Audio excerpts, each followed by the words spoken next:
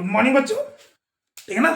आज हम करते हैं एक्सरसाइज 9.1 मेंस्ट्रुएशन चैप्टर से। ठीक है ना, क्लास 8 का क्वेश्चन नंबर 6। ठीक है ना, ध्यान से देखना। क्वेश्चन क्या है? Find the area of rhombus which side is 5 centimetre. कोई आपको एक रोम्बस दे रखा है जिसका साइड है 5 सेंटीमीटर है and which altitude is 4.8 centimetre. Altitude क्या है? कोई रोम्बस है, ठीक है ना। रोम्बस क्या है? वही रोम्बस का जो ऑपोजिट साइड पैरेलल वाला है उसका एल्टीट्यूड इसने दे रखा है 4.8 सेंटीमीटर। ठीक है ना। If one of its diagonal is 8 centimetre long, यानी जो रोम्बस है उसके दो डायगोनल्स हैं, दोनों डायगोनल में से एक डायगोनल 8 सेंटीमीटर का है। ठीक है ना। Find the length of other diagonal, तो आपको अदर डायगोनल का लेंथ फाइंड करना है। ठीक है ना। सपोज करो ये कोई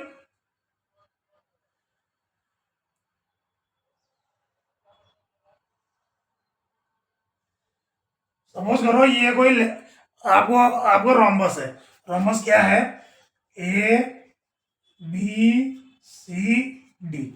सपोज करो ये कोई रोम्बस है, ठीक है ना, ए बी सी डी, और इसके दो डायगोनल्स है।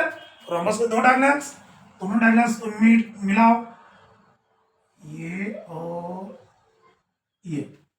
सपोज करो ये ए सी और बी डी दो डायगोनल्स है, इसमें से एक डायगोनल जो है 8 सेंटीमीटर का है। ठीक है ना। सपोज करो ये वाला डायगोनल्स 8 सेंटीमीटर का है, ठीक है ना, और ये साइड आपको गिवन है 5 सेंटीमीटर।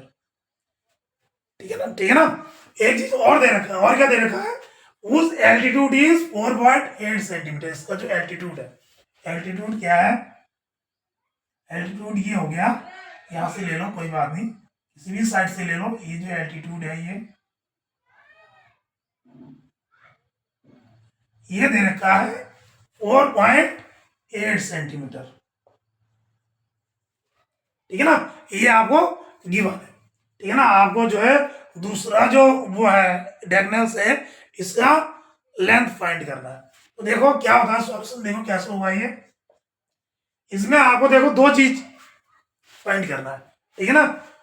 दो चीज फाइंड करना है। वो क्या करना है? देखो, एक जो गिवन है,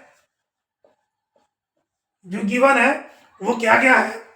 A B C D is a rhombus. ABCD is rhombus whose side is equal to 5 centimetre. इसकी साइड्स क्या है? 5 सेंटीमीटर जो गिवन है आपको। ठीक है ना। और क्या दे रखा है?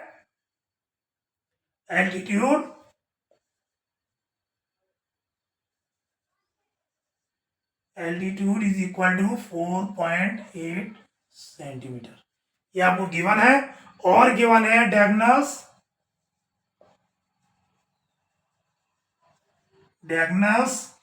कौन सा? 8 सेंटीमीटर किसको माना था? AC is equal to 8 centimetre, और BD हमें फाइंड करना है। ठीक है ना। तो देखो इसमें क्या क्या लगा सकते हैं? ये कोई डायगोनल्स है, ये कोई रोम्बस है ABCD। ठीक है ना।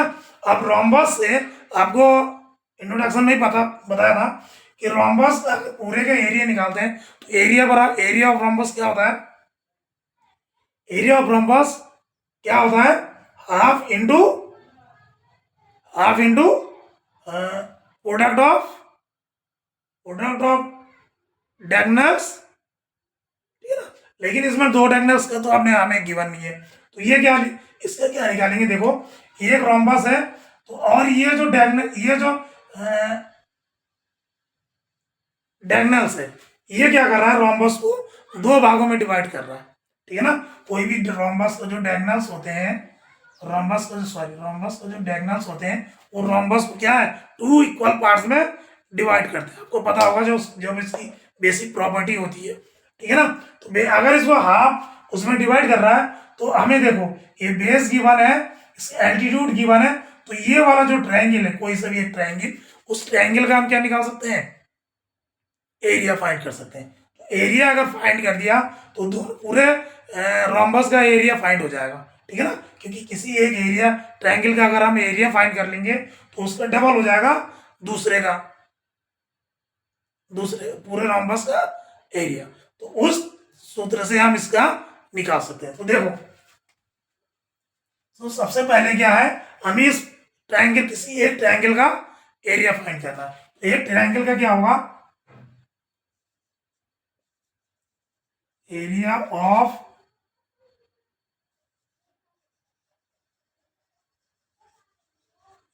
रोम्बस क्या होगा इस वाले केस में, ये कोई पॉइंट लगा लो ई, एरिया ऑफ रोम्बस क्या हो जाएगा 2 इंटू कोई एक ट्रायंगल का क्या होगा 1/2 into base into height. Base क्या है डीसी इंटू हाइट क्या है जो एल्टीट्यूड गिवन है, एल्टीट्यूड कितना है एल्टीट्यूड क्या है B,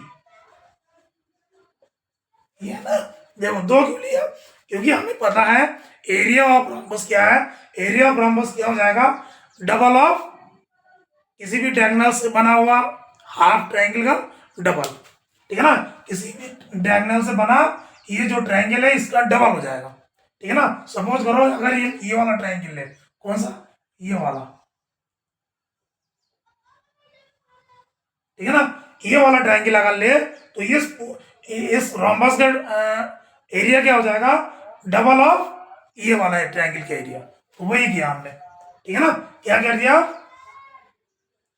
2 into area of triangle B D C, ठीक है ना, ये हो गया ना। अब देखो, अब क्या है 2 से 2 काट दो, डी सी बराबर क्या है 5 इंटू और एल्टीट्यूड कितना है 4.8, तो ये क्या हो जाएगा से करो 5 0 और 5 4 से 20, 5 4 से 20 20 और 4 24 ये सेंटीमीटर स्क्वायर। तो ये तो हो गया रोम्बस का एरिया, ये हो गया सेंटीमीटर स्क्वायर 24 सेंटीमीटर स्क्वायर पूरे रोम्बस का एरिया, ठीक है ना। आप जो डायगोनल्स वाले सूत्र से रोम्बस का एरिया होता है वो लिखो दोबारा, एरिया ऑफ रोम्बस क्या हो जाएगा हाफ ऑफ दोनों डायगोनल्स कौन सा है AC into BD, AC into BD। अब देखो हमें जो है BD फाइंड करना है, AC तो हमें गिवन है, तो इस वाले सूत्र पे लगा लो हाफ इंटू AC क्या है AC बराबर 8 इंटू BD। अब देखो एरिया ऑफ रोम्बस हमें क्या निकाला 24, तो यहाँ पे आप 24 लिख सकते हो। इस वाले केस में क्या हो जाएगा 24 इज इक्वल टू 8 BD, और BD बराबर 24 बाई, यहाँ पे ये मल्टीप्लाई हो रहा है, इधर आके क्या हो जाएगा डिवाइड, 8 का 8 1 जा 8 3,